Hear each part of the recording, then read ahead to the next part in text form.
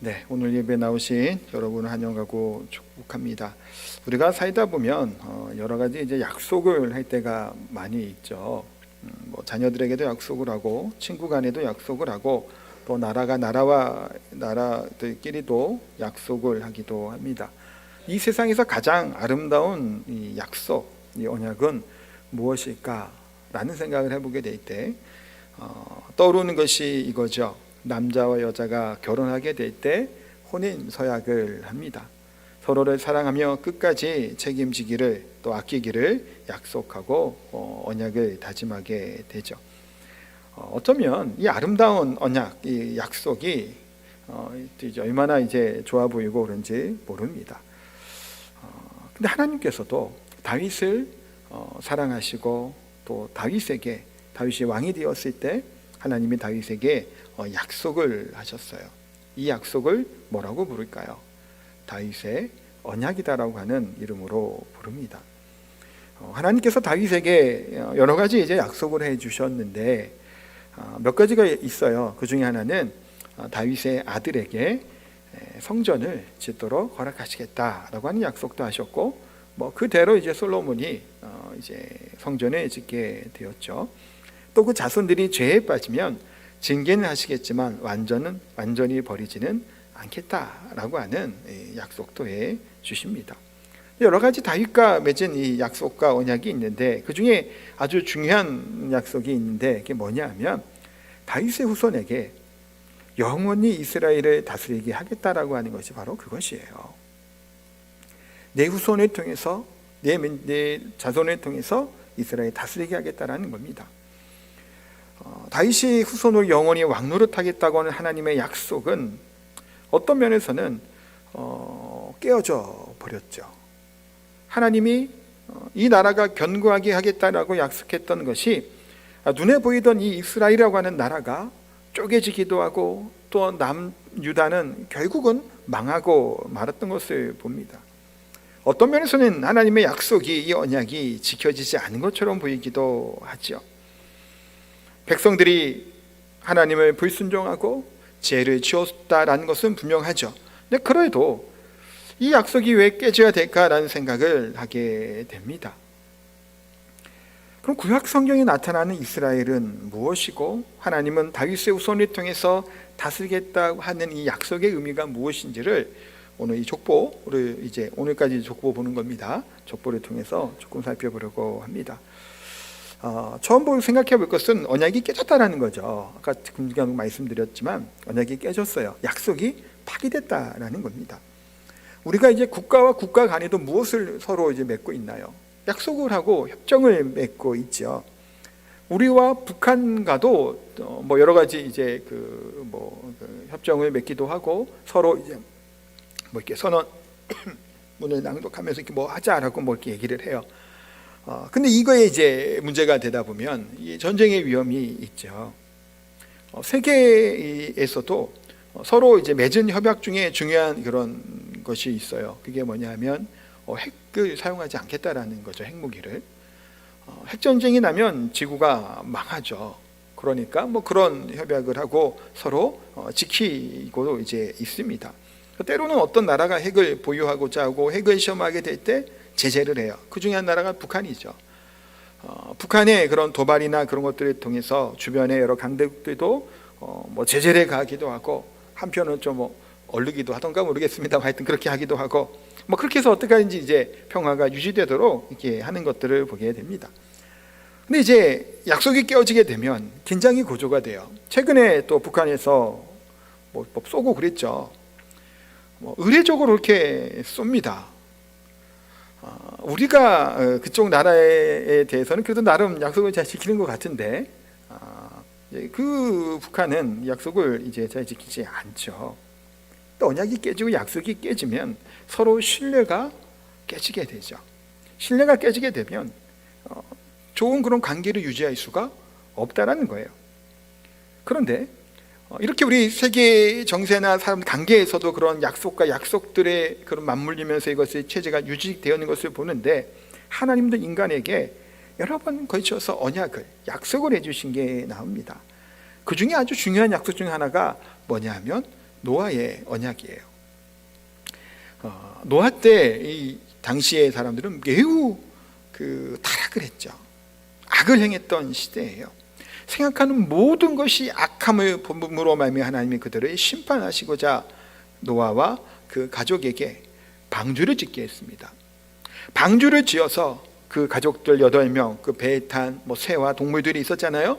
그렇게 구별된 방주 안에 있는 것들만 살아남고 모두 다 홍수를 말미암아 다 멸하시게 되는, 심판하시는 굉장히 무서운 심판이 바로 노아의 홍수 심판이죠. 전 인류가 불과 40일 만에 다 멸망합니다. 홍수와 쓰나미를 동반하는 큰 재앙이 임하게 됐죠. 홍수가 끝난 후에 하나님은 노아를 통해서 무슨 약속을 하시나요? 이게 노아의 언약이죠. 무지개를 보여주시면서 다시는 내가 물로 심판을 하지 않겠다라고 하는 약속을 해 주십니다.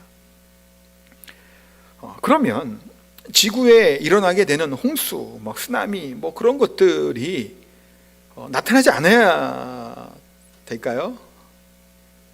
하나님이 안 하겠다고 얘기했으니까. 여전히 지구촌에는 뭐가 일어나게 되죠? 홍수가 일어나죠. 파키스탄 같은 경우 3분의 1이 잠겼다고도 하더라고요. 큰 쓰나미나 지진들이 일어나게 되므로 나라가 굉장히 어려움에 처해질 때도 우리가 보게 됩니다.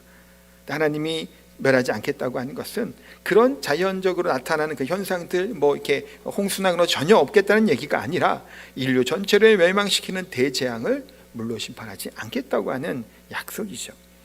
그래서 이 약속의 근거에 우리가 그렇게 우리 지구가 다 망할 거라고 생각하지는 않는 겁니다. 또한 하나님께서 노아와 맺은 언약 이후에 또 누구와 언약을 맺으시나요? 아브라함이죠. 아브라함에게 하나님이 약속해 주세요. 아브라함이 이 사람을 부르시고 하나님을 믿게 하시죠. 사라 때문에 믿음과 그를 의롭게 하셔서 복이 되게 하셨습니다. 아브라함을 통해서 나타나는 자에게 하나님의 언약의 백성이 되게 하시고 큰 민족을 이루겠다고 약속하신 것이 바로 아브라함과 맺은 언약이에요. 그래서 이 아브라함의 언약은 지금 우리에게도 무슨 영향이 있는 건가요? 사실 믿으면 용서함을 받는다고 하는 근거가 되는 것이 이 믿음이고 이 언약이죠. 우리가 하나님의 하늘의 복을 받는 자가 되는 것, 그것은 바로 믿음으로 하나님의 유업을 받고 하나님의 복을 받는 것이 바로 하늘의 복을 받는 우리들의 복을 받을 수 있는 방법이라는 겁니다. 그런데 하나님은 아브라함에게 내 후손이 큰 나라가 될 것이라고 하셨어요. 이 약속했던 이 나라가 어느 나라죠? 이스라엘인 거예요. 이게 가시고 나타났던 나라죠. 이스라엘은 이 세상에서 하나님의 나라로 모형으로 나타난 것이 바로 이스라엘이라고 하는 나라입니다. 이 나라가 이스라엘이 중요한 것은 바로 이스라엘의 그런 모형이라고 하는 나라를 통해서 우리가 앞으로 우리가 바라볼 것들을 보게 하시고 또 약속의 메시아가 이 땅에 오심을 보여주시는 겁니다. 이스라엘은 다윗 때 가장 큰 전성기를 맞이하게 됐죠. 왜 다윗 때 전성기를 맞이했을까요? 다윗이 하나님의 말씀 앞에 순종하고 하나님의 뜻대로 말씀대로 행하였기 때문에 그 다윗이 다스렸던 그때가 가장 부흥하고 흥황할 때가 바로 그때였다라는 겁니다. 마찬가지로 우리 교회도 마찬가지의 원리죠. 우리가 하나님의 말씀을 붙들고 은혜 가운데 나아가게 될 때 우리 가운데 우리의 심령에 부흥이 일어나게 되는 것이고 우리 가운데 우리 교회 가운데 부흥이 나타난다는 겁니다.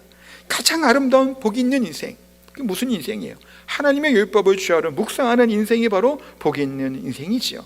하나님의 말씀의 풍성한 가운데 살아가게 될 때 우리는 정금과도 같은 순금과도 같은 아름다운 보석처럼 우리를 빚어주실 것입니다. 그런데 또한 이스라엘 백성들에게 하나님이 두 가지 약속을 또 하십니다. 이게 사실은 또 한편으로는 문제가 되는 약속이에요. 그러니까 약속 자체가 문제가 있다는 얘기가 아니라 좀 어려움을 당하게 되는 약속이죠. 그중 하나가 뭘까요? 모세에게 주신 언약이고 율법이에요. 모세가 율법을 어디서 받았죠? 십계명을 시내산에서 받았죠. 시내산에서 십계명을 받았는데 하나님이 종이에다가 이렇게 써준 게 아니라 어디에 새겨주셨어요? 돌판에다가 쫙 하고 새겨주신 거예요. 그 돌판에 왜 새겨주셨을까요?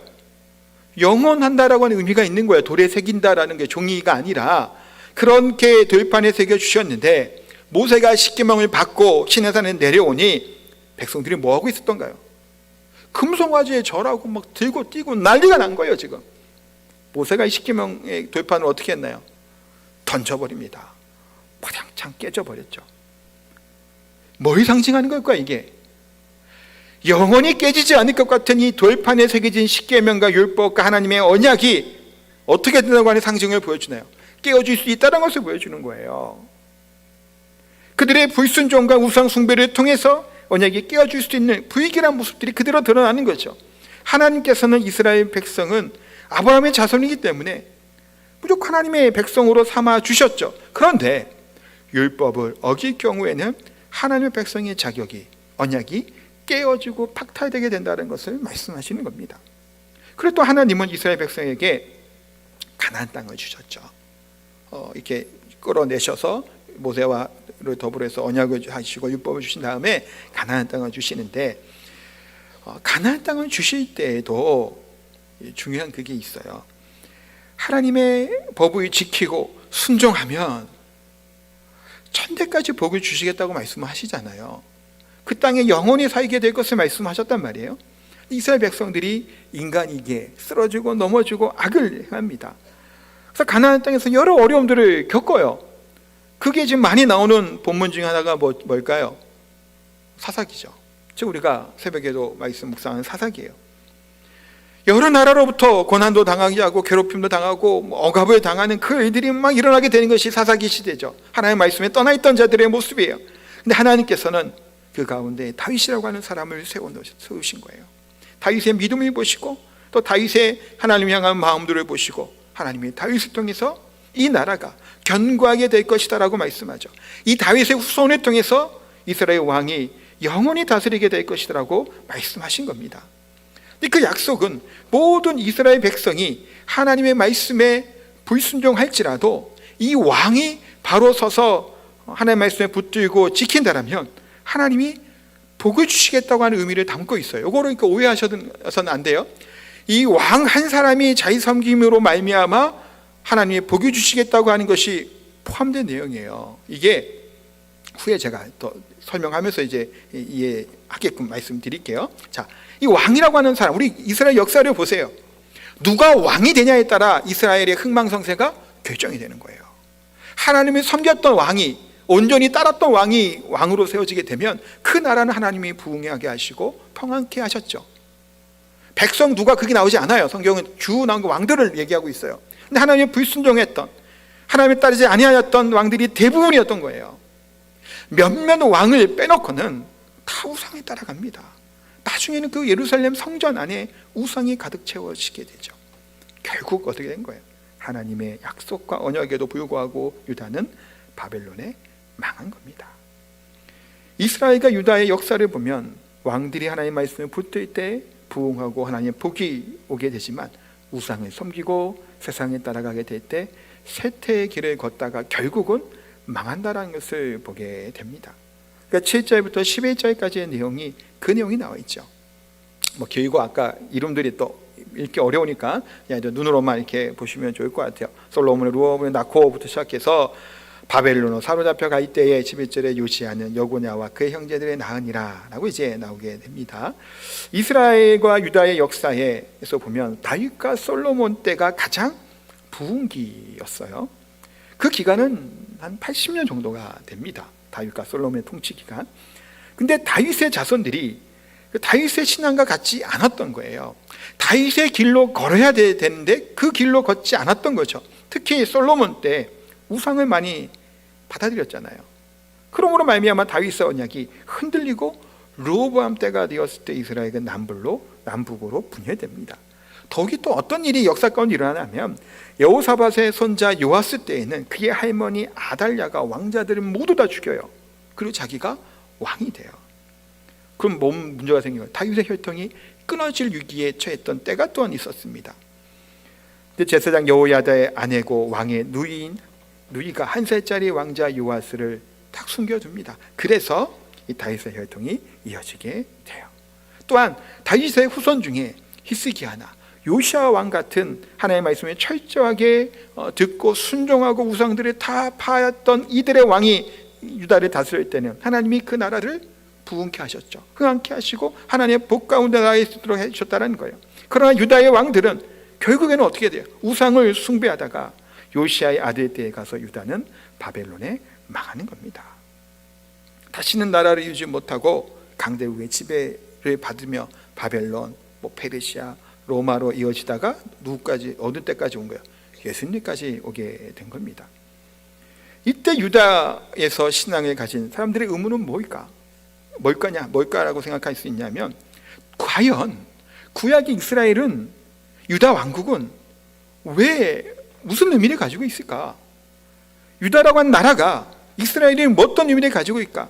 왜 부흥하게 하시고 복도 받게 하셨다가 또 망하게 하셨냐라는 거예요. 구약의 이스라엘의 역사는 하나님께서 이 모형으로 보여주시는 것이죠. 하나님의 말씀에 따르고 순종할 때 아름다운 열매를 맺는 복된 그 나라가 되고 흥왕한 가정이 됨을 얘기하고 있고, 그렇지 않을 때는 하나님의 징계와 심판이 있음을 보여주기도 합니다. 오늘도 하나님 말씀으로 부흥이 일어나면 얼마든지 하나님 앞에 이와 같은 은혜와 복을 받을 수 있다는 겁니다. 하나님의 말씀에 공급되기만 하면, 시냇가에 심은 나무가 그 물을 공급받으면 날마다 열매를 맺는 것 같은 그 은혜를 받게 된다면 그와 같은 은혜를 받는 거죠. 그러나 우리가 교만한 마음으로 하나님의 말씀을 버리고 내 자신이 자고해지고 높아져서 세상을 따라가면, 또 누군가에게 몸이 흔들리게 되면 결국은 썩어져 버리고 망가져 버리고 망할 수밖에 없음을 보여주게 됩니다. 제가 아까 얘기했잖아요. 한 왕, 한 사람 얘기했죠. 이스라엘 백성들의 의문이 또 있는 거예요. 그렇다면 하나님의 말씀을 버렸기 때문에, 듣지 않았기 때문에 망했다면, 다시 하나님의 말씀에 붙든다면, 그 말씀에 순종한다면 부흥이 오겠느냐라는 거예요. 다시 하나님을 붙잡게 나아간다면 다시 회복이 되겠냐라는 거예요. 이것이 가장 중요한 문제죠. 여기에 대한 답은 다시 부흥이 온다라는 것인데, 이게 이스라엘 백성, 유다 백성들의 기대와는 다른 형태로 오게 됨을 이야기하는 겁니다. 이들의 기대는 다윗의 이 가계를 통해서, 계보를 통해 나타나는 인간적인 왕을 생각했지만 뭔가요? 하나님의 아들이 직접 다스리는 나라가 다윗과 솔로몬이 아니라 하나님의 영광의 나라고 임하게 될 것에 대한 말씀을 하고 있는 거예요. 이 말씀이 뭐냐면, 한 사람의 왕이 충성되게 하나님 앞에 법을 지키고 그 일을 이루게 됐다, 하나님이 복을 주신다고 했던, 아까 제 얘기, 오해하지 말라고 들었던 그 얘기가 뭐로 해주는 건가요? 이 땅의 왕들은, 다윗도 실패합니다. 솔로몬도 실패해요. 히스기야도 실패하는 거예요. 결국에는 실패하는 이들, 이 땅의 왕들이죠. 한 사람의 영원한 왕 대신 누가 오시는 거예요? 하나님의 아들 예수 그리스도께서 이 땅에 오시며 이 왕이 되셔서 다스리게 될 영원한 나라, 이 나라를 바라보게 한다는 겁니다. 이 예수 그리스도의 왕 되심으로 말미암아 우리는 그 예수님으로 말미암아 우리들의 연약함과 죄성과 악함의 그 모든 것들이 있잖아요. 우리가 잘나서가 아니에요. 그러나 우리의 영원한 왕 되신 예수 그리스도 때문에 뭐가 되는 거예요? 부흥케 되는 거예요. 구원을 받는다라는 얘기예요. 그래, 그 의미에서 아까 전에 한 사람의 왕 얘기를 그래서 제가 설명을 한 거예요. 그것을 설명하고 있는 거예요. 이 땅의 왕들의 모습들, 결국은 영원한 왕 되신 예수 그리스도, 그게 구약과 마태복음 이어지게 되는, 결국은 예수님이 이 땅에 왕으로 오셨음을 얘기하는 거예요. 그게 마태복음의 중요한 주제라고 지난주에 아까 말씀드렸죠. 그 얘기를 하고 있는 겁니다. 또한 이스라엘은 바벨론에 의해서 그래서 망했죠. 아마 이 유다 백성들에게 가장 고통스럽고 수치스러운 것이 아마 예루살렘이 무너지고 불타고 망한 거일 겁니다.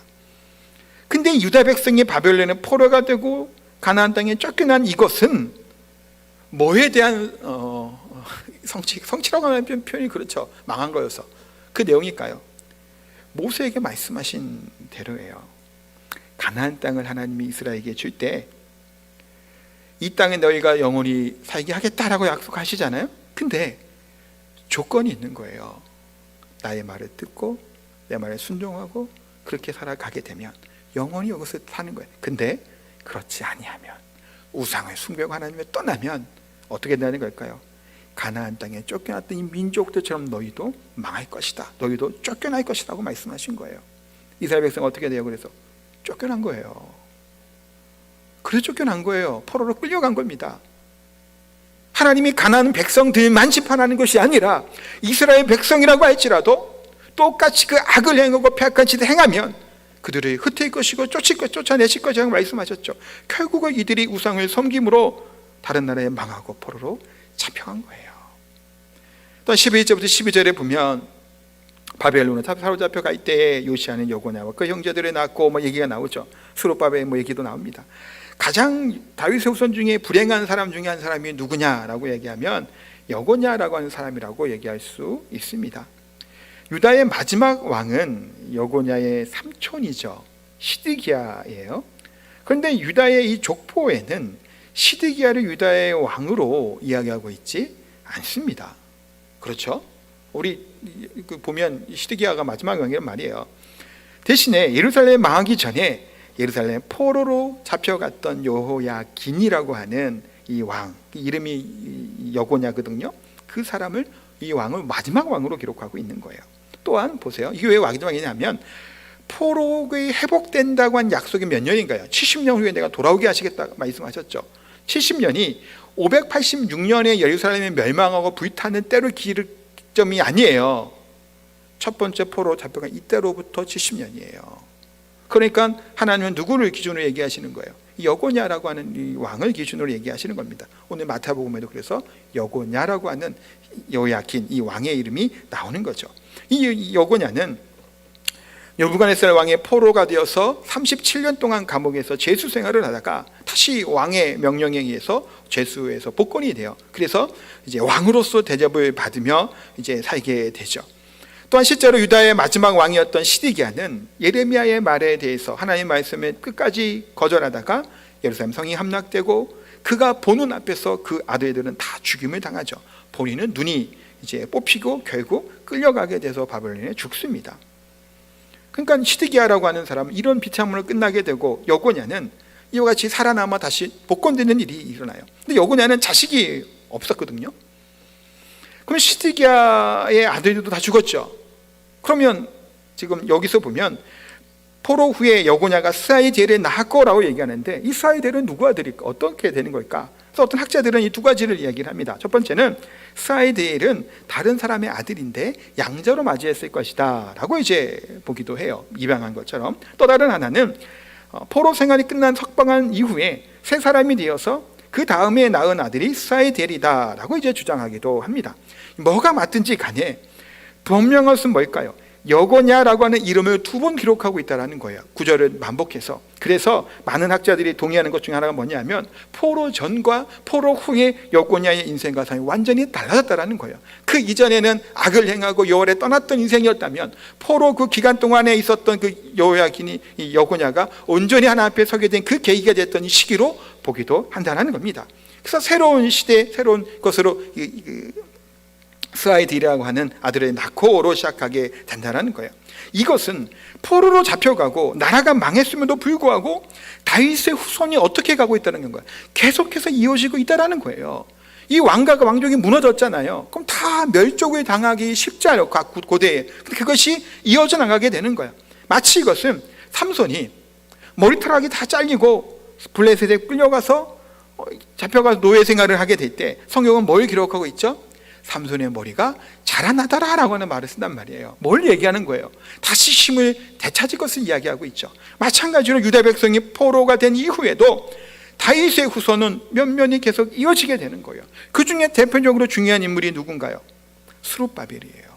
스룹바벨은 지난번 우리가 학계 하고 할 때 성전 얘기했잖아요. 그때 성전이 짓는데 주도했던 유다 총독으로 왔던 스룹바벨 성전이라고도 하는 이 사람이 스룹바벨이에요. 이 사람이 다윗의 후손이기도 하죠. 성전이 재건하는 것을 지휘하게 됩니다. 그 이후에 어떤 일이 있는지 성경에 자세히 나와 있지는 않습니다만 마태복음에서 그 후에에도 후손들이 면면이 이어지다가 예수님이야말로 이스라엘을 다시금 다윗의 후손으로 부흥시키고 이 땅에 오게 될 왕이다라는 것을 증언하고 있습니다. 그 우리에게 중요한 것은 유다의 멸망이 하나님의 구원의 실패를 의미하는가? 그냥 단순히 명맥만 유지시키는 것인가? 그게 아니라는 거예요. 왜 그럴까요? 유다가 망한 것이 하나님의 놀라운 섭리와 계획 가운데 들어있다는 거예요. 유다가 예루살렘 멸망한 후에 더 많은 사람들에게 하나님에 대한 것들이 알려지게 되는 계기가 됩니다. 다니엘에 보면 다니엘서에 보면 바벨론 왕 느부갓네살 왕이나 페르시아 왕 다리오가 조서를 내릴 때 하나님 여호와를 찬양하는 이야기들을 하면서 조서를 내리게 돼요. 그 얘기는 흩어지고 잡혀갔던 자들을 통해서 하나님 여호와의 이름이 알려지기 시작했던 거예요. 또 나중에 뭔 일이 일어나게 되죠? 동방박사들이에요. 동방박사들이 어떻게 알고 왔을까요? 율법을 아는 거예요. 들은 거예요. 흩어졌던 이들, 모세의 율법이 나타난 이것들을 알게 된 겁니다. 유다가 멸망한 것은 하나님을 아는 지식이 전 세계에 알려지게 되고 전파될 기회로 하나님이 삼으신 거예요. 나중에는 보세요, 유대인의 해당마다 율법을 배우고자 하는 이방인들이 생겨나게 되죠. 대표적인 이방인이 누구예요? 고넬료예요. 고넬료는 이방인이고 로마 사람이었지만 하나님의 율법을 사모하고 섬겼죠. 그러다가 하나님의 복음이 들어가게 될 때 그들이 그리스도인으로 변화되는 것을 보게 됩니다. 이 가정들은 뭐예요? 유다의 멸망이 끝나는 것이 아니라 그것들을 통해서 하나님의 복음이 전화되는 토대를 만들어 가시고 그 마음들을 그리스도 예수께서 이 땅에 오시게 될 때 그들을 하나님의 자녀로 삼으시는 그 가정이었다라는 거예요. 이것은 하나님의 실패가 아니죠. 놀라운 하나님의 섭리와 계획 가운데 이것을 이루어 가셨음을 우리가 보게 되는 겁니다. 그러니 하나님은 다윗의 약속을, 이 언약을 잊지 않으셨다라는 거예요. 하나님의 말씀을 붙들고 부르짖고 나아가기만 한다면 하나님께서는 이와 같은 하나님의 아들을 우리의 왕으로 주시기에 준비하고 계획하고 계셨다라는 겁니다. 우리가 그러기에 이스라엘의 역사를 좀 배우고 족보에 대한 얘기를 듣고 우리가 하는 이유가 뭐냐면 이것이 바로 세계 모든 역사의 기초가 되고 뼈대가 되기 때문이에요. 모든 이 세상의 인류의 기준은 하나님이죠. 유대 이스라엘 백성들의 역사를 통해서 이것이 나타나게 된다는 것을 보게 됩니다. 그리스도가 오시기까지 인류는 우리 안에 있는 죄의 해결의 방법을 알지 못했죠. 하나님과 관계를 다시금 돌이킬 수 있는 방법을 알지 못했어요. 그런데 그리스도께서 우리의 죄를 사하시고 치유하실 수 있는 길을 열어주신 겁니다. 그리고 하나님과의 연수했던 관계를 회복할 수 있는 길을 예수 그리스도께 열어주셨다는 거예요. 그렇기 때문에 예수 그리스도 이 땅에 오심 그 전과 후를 나누는 거예요. 물론 그렇대요. 예수님 오셨기 때문에 죄가 사라진 것은 아니었죠. 여전히 죄를 짓고 어떤 면에서는 더 악한 길로 가는 것 같이 보이는 것이 지금의 시대고 지금의 세대예요. 그러나 중요한 것은 뭘까요? 누구든지 주 예수 그리스도의 이름을 부르는 자는 구원을 얻는 거예요. 예수님을 부르는 자는 구원의 길이 예수님을 열렸다는 사실이 너무나 놀라운 일이라는 겁니다. 어느 때가 됐기 때문에, 때가 찼기 때문에 하나님의 영광이 이 땅에 임한 것을 우리가 보게 되죠. 그래서 마태복음에서 마태는 이스라엘의 유다의 역사를 14로 나누어서 세 개의 시대로 구분을 하고 있어요. 17절 한번 같이 읽겠습니다. 그런즉 모든 대수가 아브라함부터 다윗까지 연례되어 다윗부터 바벨론으로 사로잡혀 갈 때까지 연례되어 바벨론으로 사로잡힌 후에부터 그리스도까지 연례되더라. 아멘. 자, 마태는 아브라함부터 다윗까지를 한 묶음으로 했죠. 또한 다윗부터 바벨론에 잡혀갈 때까지를 이제 하나로 하고 바벨론에서부터 잡혀갈 때부터 이제 예수님이 태어날 때까지를 또 14대로 딱딱 맞아떨어지게 이렇게 족보를 이렇게 했어요. 그런데 실제로 14대씩 족보가 딱딱 맞아떨어지냐라고 물어본다면 아니에요. 빠진 왕들이 있어요. 이 족보 14대 딱딱 안 떨어집니다. 마태는 유다 왕의 족보 중에 어떤 사람 이름은 빼버렸어요. 또 어떤 사람 이름은 이중으로 집어넣기도 하면서 14대를 맞추고 있는 거예요. 의도적으로. 왜 의도적으로 14대를 맞출까요? 이스라엘 백성들에게 7이라고 하는 숫자는 완전수예요. 우리도 좋아하잖아요. 럭키 세븐이라고 얘기하는 완전수예요. 7이라는 숫자가. 그래서 아브라함부터 다윗까지의 7세대가 2번 지났음을 이야기하고 있고 다윗부터 바벨론까지 잡혀갈 때도 7세대가 2번이 거치나가게 되고 바벨론 잡혀간 후부터 예수님까지도 14대가 지나갔음을 이야기하면 뭘 말하고 싶은가 하면 이제는 하나님의 나라의 회복의 때가 되었다라고 하는 것을 의미하는 거예요. 그때가 찼다라는 거예요. 충분한 시간이 흘렀기에 다윗의 언약이 회복될 때가 되었음에 대해서 이야기하고 있기 때문에 이것을 14대씩을 의도적으로 나눈 거예요.